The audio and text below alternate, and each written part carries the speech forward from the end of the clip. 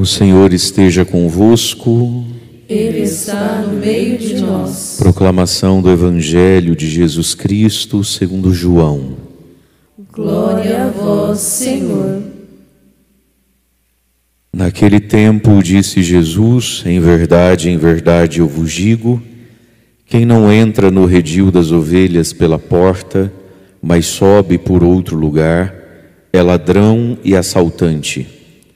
Quem entra pela porta é o pastor das ovelhas.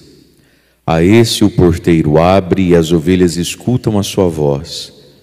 Ele chama as ovelhas pelo nome e as conduz para fora. E depois de fazer sair todas as que são suas, caminha à sua frente. E as ovelhas o seguem, porque conhecem a sua voz. Mas não seguem um estranho, antes fogem dele, porque não conhecem a voz dos estranhos. Jesus contou-lhes esta parábola, mas eles não entenderam o que ele queria dizer. Então Jesus continuou: em verdade eu vos digo, eu sou a porta das ovelhas. Todos aqueles que vieram antes de mim são ladrões e assaltantes, mas as ovelhas não os escutaram. Eu sou a porta. Quem entrar por mim será salvo. Entrará e sairá e encontrará pastagem. O ladrão só vem para roubar, matar e destruir. Eu vim para que tenham vida e a tenham em abundância. Palavra da salvação. Glória a vós, Senhor.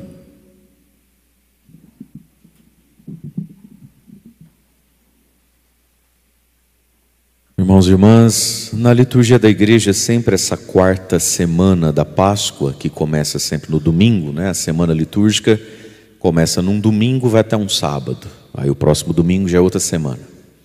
A quarta semana, que começamos, portanto, ontem, domingo, sempre a quarta semana da Páscoa, o domingo, a segunda e a terça-feira, se lê esse capítulo 10 do Evangelho de São João. O bom pastor que dá a vida pelas ovelhas. O pastoreio de Jesus. Quem é Jesus? Jesus é o bom pastor que dá a vida. Agora, essa vida de Jesus dada a você e a mim, foi dada aonde? Foi dada na cruz. Por que é que tem valor o que ele fez na cruz? O que difere a cruz de Jesus de qualquer outro crucificado? A ressurreição, né?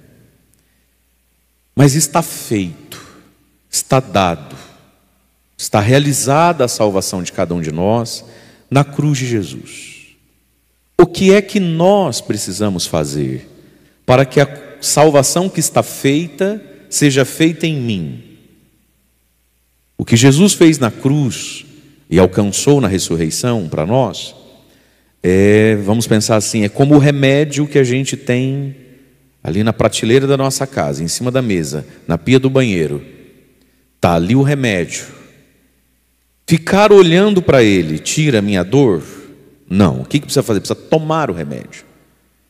E tem medicação que para tomar precisa de um outro veículo, inclusive, seja uma injeção, uma agulha, não é isso? Então, a salvação está feita. Como é que a salvação que está feita sai do vidrinho e entra em mim para causar efeito em mim? Pela fé que me leva aos sacramentos, a recepção e a vivência dos sacramentos. E a recepção e a vivência dos sacramentos é reforçado em nós pela oração diária. Então vamos lá de novo, isso aqui é muito importante, é básico, é simplório, mas é importante, é o arroz e o feijão sem o qual não se vive. Cristo já fez tudo e já está feito na cruz. Por que é que a cruz de Jesus tem valor? Por causa da ressurreição. Não fosse a ressurreição, a cruz dele era igual a cruz do bom ladrão lá. Bom, tudo que está feito, já está feita a minha salvação, já estão pagos os meus pecados, eu já estou redimido diante de Deus, e eu mesmo nem preciso ser sacrificado numa cruz pelos meus pecados, porque Ele já me substituiu. A mim compete agora um sacrifício, que é o sacrifício da fé e da obediência. Muito bem, mas tudo isso que está feito, como é que chega em mim? Chega em mim pelos sacramentos, os sacramentos pascais, o batismo e a Eucaristia. E claro, todos os outros sacramentos daí que vão pontuar a minha existência na hora certa, né? Na hora certa, os outros sacramentos todos. O sacramento que eu recebo, ele é mantido vivo diariamente pela minha vida de oração. Então é assim que Cristo nos pastoreia. Por isso, a catequese sobre os sacramentos pascais é dada pela igreja entre o domingo da Páscoa e o domingo de Pentecostes, onde a gente vai ouvindo sempre o Evangelho de São João. Então passamos uma semana lendo e refletindo o capítulo 3, Jesus e Nicodemos, nascer de novo, nascer do alto, do Espírito e da água, que é a compreensão do sacramento do batismo. E essa semana começa lá no domingo da misericórdia, a segunda semana do tempo pascal, onde no oremos da missa, o padre diz assim: ó Deus, que pela morte de Jesus nos ressuscitaste também, né? Fazei que todos nós possamos compreender melhor o sangue que nos lavou, o Espírito que nos santificou e a água que nos redime. E aí durante a semana vai se ler o capítulo 3, Nicodemos, para aprofundar o sangue, a água e o Espírito que nos salvou. Depois a gente escuta e escutamos por quase uma semana e pouquinho, são 8 dias que a igreja proclama seguidamente o capítulo 6 de São João sobre a Eucaristia, o pão vivo descido do céu, que é o próprio Cristo, que é a sua carne, quem dele come tem vida, não morrerá, e é condição de salvação. Meu Deus, que palavra dura de ouvir, porque quem não come então não se salve. E aí nós hoje, como os discípulos de outrora, visualizamos um monte de gente na cabeça que a gente fala, não é possível, vai se perder. E Jesus fala, é assim que é a estrada, essa é a estrada, vocês também querem ir embora, não querem andar por ela? E agora nós começamos então, ontem e sempre por 3 dias seguidos, o domingo, segunda e terça-feira, o bom pastor, que é o sacramento do sacerdócio. Pois muito bem, ontem, hoje e amanhã a gente lê, escuta, reflete e interpreta esse evangelho como? Entendendo que Jesus está falando dele mesmo. Ponto 1.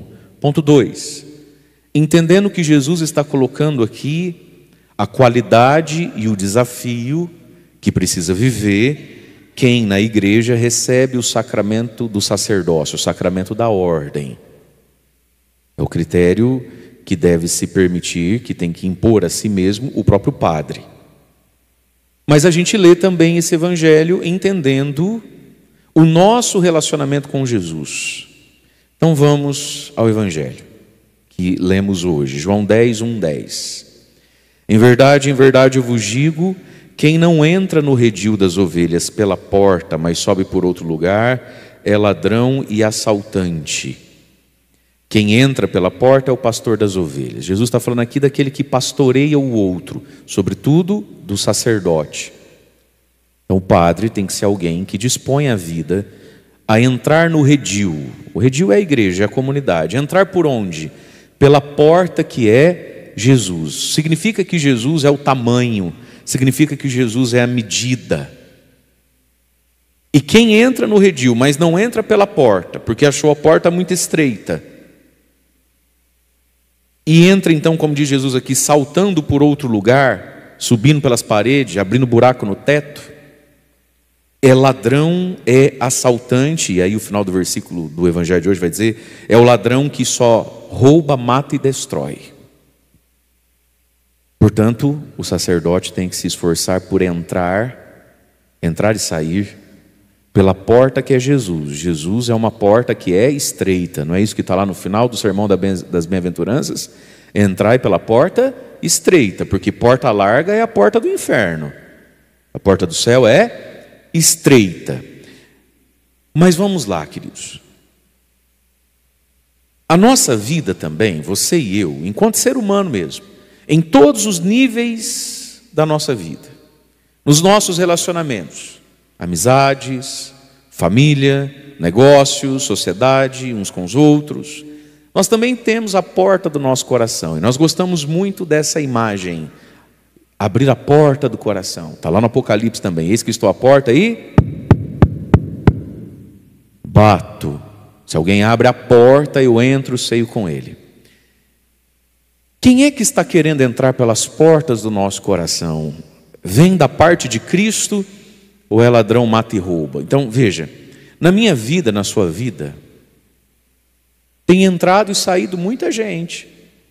E tem muita gente que quer entrar na sua vida, na minha vida, mas não quer entrar em mim, não quer entrar em você, não quer entrar em sociedade com você, não quer entrar no seu círculo de amizade, não quer entrar na sua casa, sentar na sua mesa, pela porta que é Cristo. Então, show, Satanás. A gente precisa aprender a dizer não. Olha o que Jesus está dizendo. Todo ser humano que entra num redil, numa história, numa vida, numa família, numa comunidade, numa casa. Mas o danadinho quer entrar, mas não quer entrar pela porta, quer entrar pela janela, quer entrar pelo telhado, quer entrar pulando o muro. É bem-vindo todo aquele que vem pela porta que é Cristo e o Evangelho. E aqui, meu irmão, minha irmã, nós precisamos assumir a nossa responsabilidade de muita coisa errada que acontece na nossa vida, na nossa família, que a gente fica culpando os outros, quando na verdade é só o seguinte: o sujeito vem a mim com cara de lobo mau, tamanho de lobo mau, ele não está querendo entrar pela porta, e eu nem vejo isso. Todo aquele que entra e não entra pela medida que é Jesus, e a medida que é Jesus, ela é estreita,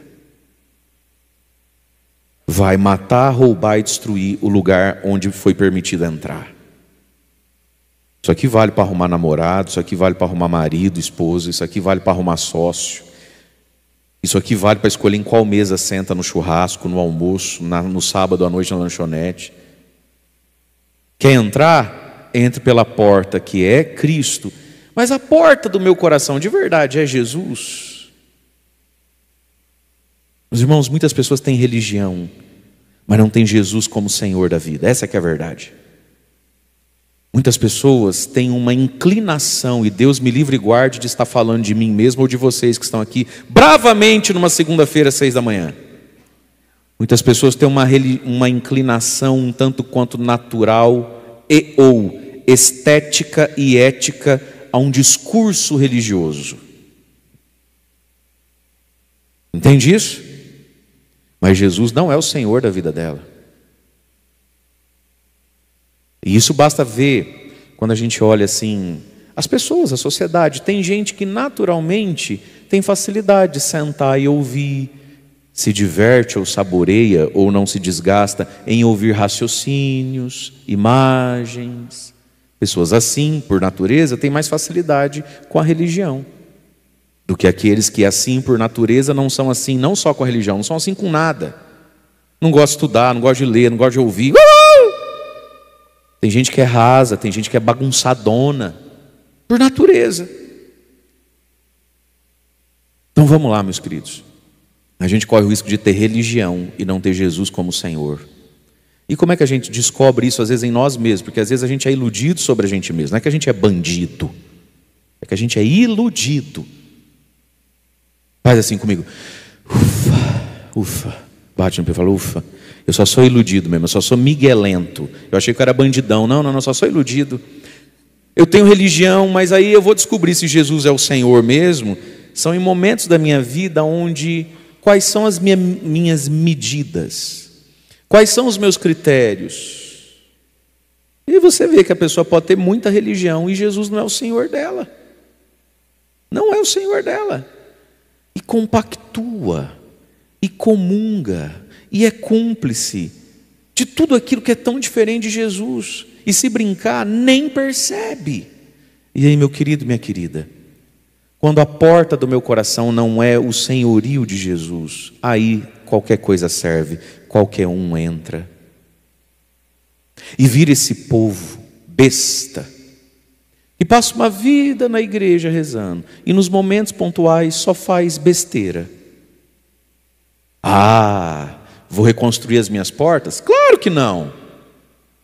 Vou chorar, resmungar e culpar o padre, a igreja, o evangelho, porque hoje em dia não é mais assim, e vou gemer e suplicar por uma tal misericórdia, acolhida e aceitação, que não me mudam nem muda a minha porta, que me mantém um trem sem porta. a ilusão que nós temos de nós mesmos. E Jesus está dando um recadinho aqui. Quem não entra ou não quer entrar pela porta, vai matar, roubar e destruir a sua vida. Tudo que está aí dentro de você, que não passou pela porta, pelo senhorio, pelo critério, Jesus Cristo. E Jesus Cristo não é algo etéreo, Jesus Cristo é algo mensurável através do Evangelho. Jesus Cristo é algo mensurável através do sacramento do batismo e do sacramento da Eucaristia. Meus irmãos, tudo que entra em mim está comigo, mas me afasta, me exclui da Eucaristia, ou faz com que a Eucaristia que eu comungue não frutifique em nada, não é Jesus. E aqui que está. Ter Jesus como porta da minha vida não é gostar de música do Frei Gilson. Jesus não é a porta da minha vida porque eu assisto o Instituto o resto de todo dia. Rosário de manhã, rosário de tarde. Nem mesmo porque eu sou fã do Padre Mário. Jesus é o Senhor da minha vida naquilo que Ele é. Pão da vida. Eucaristia. É aqui que está o ponto da vida. E do fim das conversas. E do fim do eu acho, será que sim, será que não? Simples. Eucaristia. Tem, não tem? Combina com? Ponto final. É que nós gostamos de umas conversas sem fim. Essa é que é a verdade. No fundo a gente gosta de umas conversas onde nada se define. Quando Jesus é clarim, clarim, clarim. Pontual Ele é na vida. Mas vamos lá. Todo aquele que entra na igreja, no redil, no pastoreio, mas na nossa vida, e entrou pulando cerca, não entra pela porta que é Jesus, entra no migué, entra na conversa, entra, né? Mas Ele é bonzinho, né? Que Deus é amor também, né, Padre? Vai te matar, vai te roubar, vai te destruir. Foi assim que Jesus terminou a conversa aqui. Aí Ele continua. Quem entra pela porta, esse sim é um pastor das ovelhas. Está falando dos sacerdotes, mas de novo, está falando de toda e qualquer pessoa que entra na minha vida, na minha mente, no meu coração. Aí ele vai falar de Jesus em relação a essa pessoa. Versículo 3.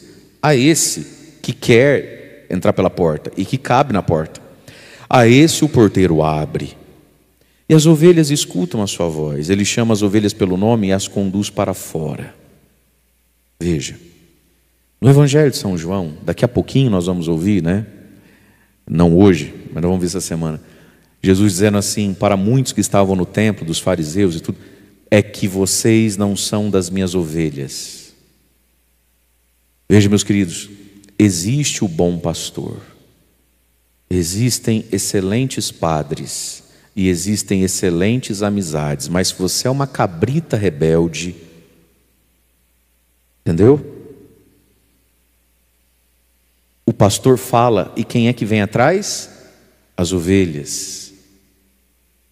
As ovelhas escutam a voz de um bom pastor. Quem é ovelha, quando escuta um bom pastor, reconhece que é um bom pastor. Quem é uma cabrita revoltada, quem é um bode cheio de carrapato, é o que nós vamos ouvir essa semana. Porque teve maior, melhor pastor do que Jesus? Não teve. Aí todo mundo seguiu Jesus. E aí, quando a gente percebe essa dificuldade em nós mesmos ou nos nossos, a gente precisa fazer uma avaliação cuja resposta às vezes é dura. Porque por um momento, quando a gente parece que a ovelha não anda atrás do pastor, vai ver que é porque o pastor não é bom, né? Às vezes é, mas às vezes, amigo, é que a ovelha nem ovelha é. Esse é o ponto. E isso é um drama no nosso coração, isso é um problema na nossa cabeça. Aí a gente começa a colocar, ver lado ruim no pastor. Será que não é ovelha? Por que não escuta? Por que aquilo que é bom, belo, louvável e agradável move tantas pessoas e não move o teu filho? É doído para uma mãe e para um pai olhar para um filho e entender que o filho que tem sangue de Jesus, né? Por um tempo, É a escola, é o professor, é o padre, é a catequista, é não sei o quê, é o verão, é o inverno, é o outono, é a primavera, é tudo menos ele. Isso é próprio do amor e da paciência, né? Dar 1000 descontos, mas chega uma hora que não tem mais desconto para dar. Mas vamos ficar aqui, só com a parte de hoje, onde o assunto são os pastores. Então, a esse o porteiro abre, a esse Cristo abre, a esse Cristo abençoa, unge, capacita e frutifica. E o que faz o bom pastor? E ao mesmo tempo, esse bom pastor aqui, todo o tempo, é Jesus. Versículo 4. E depois de fazer sair todas as que são suas, portanto tem umas que não são dele, e depois de fazer todas as que são suas, o que faz um bom pastor? Ele não só fala, como ele caminha à frente. As ovelhas o seguem porque conhecem a sua voz. Caminha à frente. Meus queridos, como é importante na vida a gente encontrar alguém que está caminhando 2 passos na minha frente, sabe? Como é importante na vida estar aliançado, submisso, vinculado a alguém que está à minha frente. Vou te fazer uma pergunta. Suas alianças, seus convívios, suas comunhões de vínculo afetivo, temporal, existencial, seus hobbies, tudo aquilo que apetece, seu ouvido e seu olho, são pessoas, coisas, informações e conceitos que andam à sua frente, no bom caminho, é óbvio, ou é tudo gente mais atrasada que você? Esse é o ponto da vida. Ele fala, a ovelha reconhece, e onde é que está ele? Ele está à minha frente, ele está mais avançado que eu. E a gente deveria nos colocar uma pergunta: por que é que pessoas mais avançadas do que nós nos amedrontam tanto, nos assustam tanto, e a gente tem tanto medo de chegar perto? Será que é porque a gente é esse poço mesmo de humildade, de simplicidade, de abnegação, ou é uma mistura de preguiça com profunda vaidade? Então deixa eu continuar próximo, vinculado, me esbarrando com tudo que é rastaquera e pior que eu. De novo, por que é que pessoas que evidentemente estão à minha frente nesse caminho que eu estou andando, por que elas me assustam tanto? Por que é que eu tenho tanto medo? Por que me tremo todo? Por que não quero perto? Será que é porque eu sou tão humildezinho assim, tão cuti de Jesus? É isso mesmo? Você tem certeza? O nosso ego, o nosso orgulho, ele sabe se proteger, ele sabe se esconder. Você já deve ter visto, pelo menos em reportagem, o filme, esse filme de soldado de guerra, que o soldado, quando vai para a guerra na selva, o que ele faz? Ele se pinta todinho, não é isso? Aquela roupa camuflada, aí pinta o rosto, sobra nada nele, porque ele precisa se proteger, ele precisa passar desapercebido ali, não é isso? Para atacar o outro. Já assistiu esse tipo de filme? Esse filme mais moderno de guerra, dos Estados Unidos invadindo o Talibã, aí lá só tem areia e pedra, aí o uniforme deles é clarinho, eles se pintam tudo de bege, deita no chão e coloca um galho seco na cabeça ainda, que é para o sujeito de lado olhar e achar que é um arbusto. O nosso ego, gente, a nossa vaidade interior, ela sabe se proteger de um jeito que às vezes não é nem consciente, chega a ser inconsciente em nós. O tanto que a gente foge da verdade e do desafio. E se precisar se pintar de coitadinho, de bonzinho, de simplesinho, se pinta. O meu ego e o seu ego sabe se pintar, se maquiar do que for para continuar existindo, para continuar ali, para não mudar nunca. Então ele chama, conduz e vai na frente. E sim, tem muita gente boa à nossa frente para a gente olhar. E de novo a pergunta: por que é que isso nos amedronta, nos fere? Por que a gente tem... Mas aí todo serelepe, pimpão, sorridente, acolhedor, com todo mundo que está para trás do ser.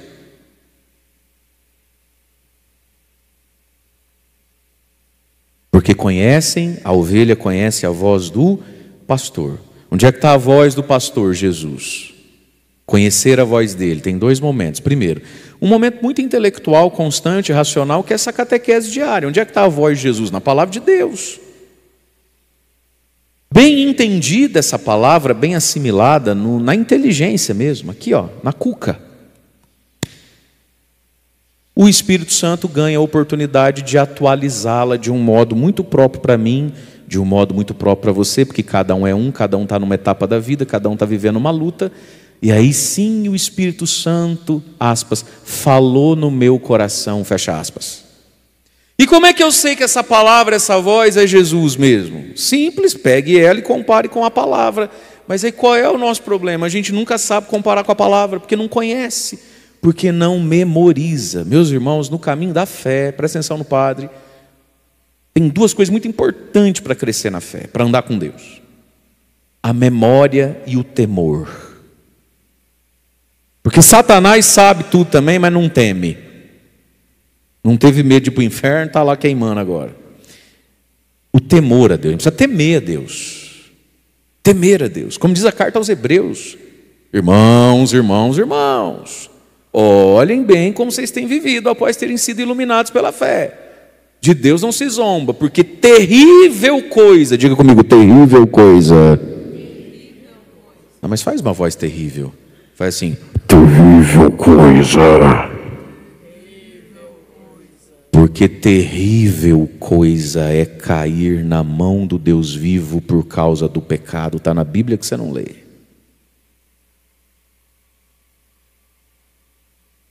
Porque terrível coisa é cair na mão de Deus. Então, para crescer na fé, para desfrutar Jesus, para ser guiado pela voz dele, tem um chão aqui: temor. Que terrível coisa é pisar na bola com ele. 2, memória. Eu preciso ter algo nessa gavetinha chamada inteligência. Não pode ser só os jargões que eu escutei nas esquinas da vida. A palavra tem que estar na memória. Não precisa estar na memória ao modo João 10:10. Você não precisa saber João 10:10.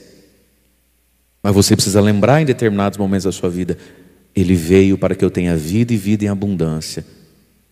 Essa palavra é dele. Está em João, está em Lucas. Isso não é importante.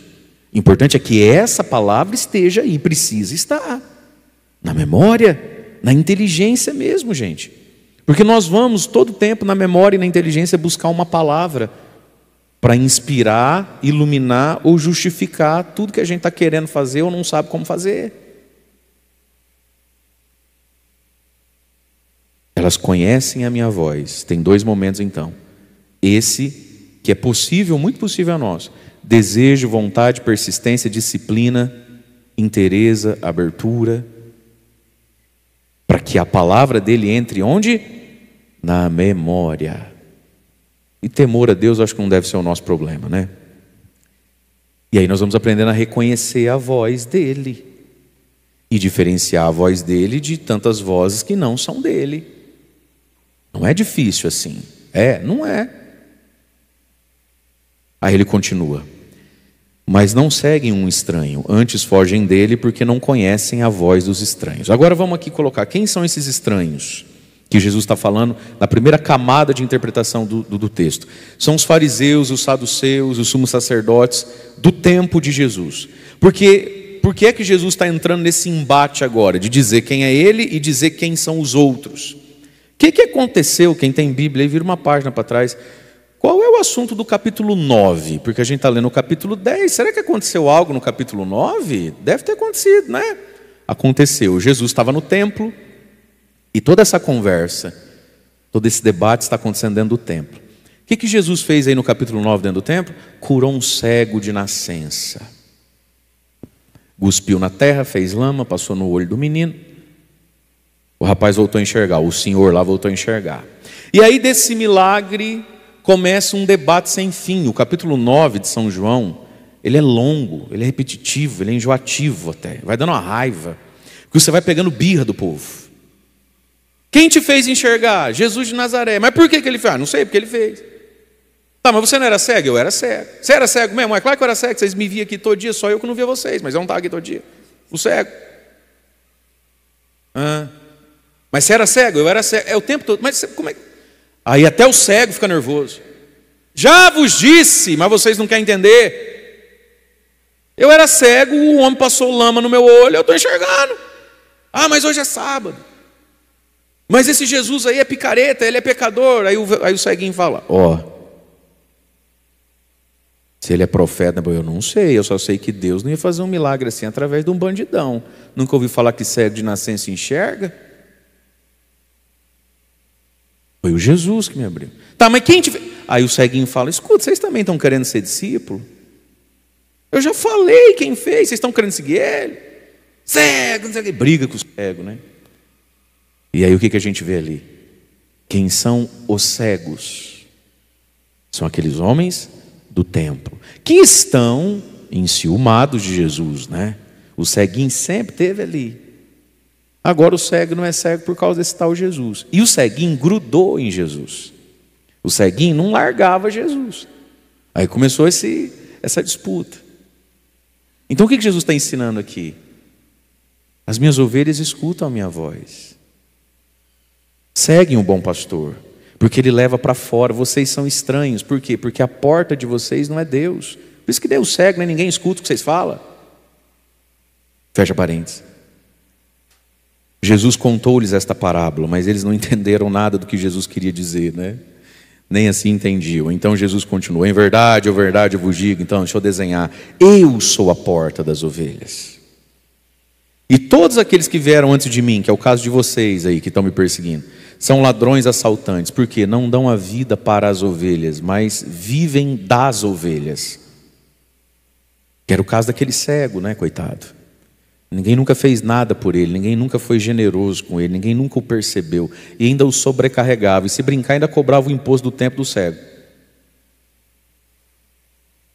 Por isso as ovelhas não os escutam. Eu sou a porta, e quem entrar por mim, esse será salvo.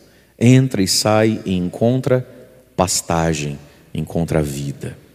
Aí Jesus vai dizer, João 10:10. A gente usa muito esse versículo para falar do diabo, do pecado. Não é que está errado, é uma aplicação possível, mas num segundo momento, porque o primeiro momento não é esse. João 10:10. O ladrão só vem para roubar, matar e destruir. Mas o ladrão aqui não é Satanás, num primeiro momento. Quem é o ladrão aqui dentro desse contexto que a gente está lendo? Ladrão aqui é o mau pastor, é aquele que quer pastorear a vida alheia sem entrar por Jesus. Esse é como um ladrão. E existem ladrões conscientes que são.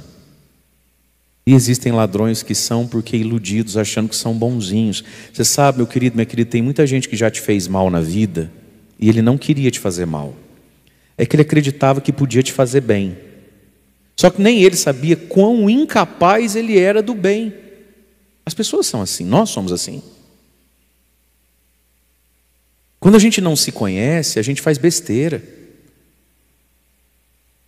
Casamento. Quem em sã consciência casa, acreditando que, passado alguns anos, ele vai ser para ela ou ela vai ser para ele, porque hoje em dia está tudo bagunçado, motivo de Rivotril, desejo de suicídio e vergonha pública. Mas não é isso que muito homem virou na vida da mulher? Mas você acha que esse homem, quando casou com você, ele acreditava que ele viria a ser, que ele seria capaz de coisas que te levariam para o tarja preta, desejo de suicídio, vontade de sumir e vergonha de andar na rua? Mas foi um ladrão que matou, roubou e destruiu tua alegria, teu nome, tua saúde, tudo de você. Agora, minha senhora, só a senhora também, né? Para aceitar algo que não vem pela porta, que é Cristo, agora chora. E muitos homens também. O que tem de homem aí, filho, olhando para o céu, falando, misericórdia, Senhor, me ajuda, socorro, vem logo.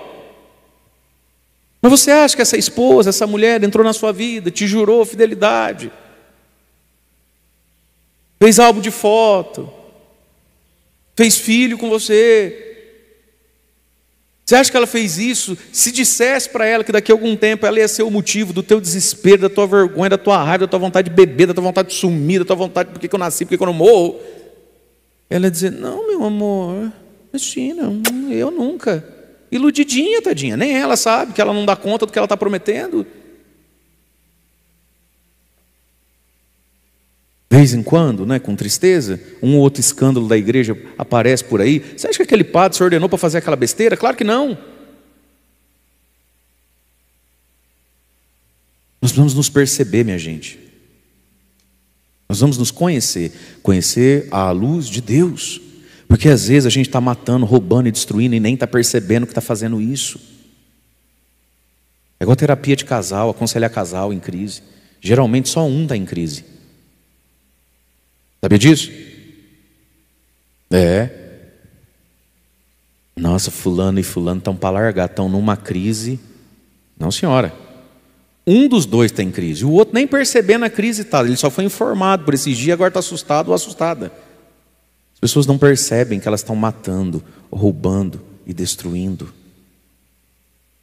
Mas para terminar no começo, nós precisamos ter noção de Jesus e da porta, do caminho, porque tem ladrão, meu querido, minha querida, e esse ladrão aqui então não é nem o diabo. Quem é esse ladrão aqui? São aqueles fariseus do templo. É por isso que eles se ofendiam com Jesus, porque Jesus falava uns negócios que assustavam até eles. Como assim eu sou ladrão? Eu não sou ladrão não, sou homem de igreja. Jesus falava: ô calabresa, ai filho, o buraco é tão mais embaixo, né? É por isso que muitos deles tinham um profundo ódio de Jesus, porque Jesus mostrava umas verdades que a pessoa nem suspeitava. Então veja, meu amado, o ladrão vem para roubar, matar e destruir. Num segundo momento vamos atribuir isso aqui ao diabo, ao Satanás.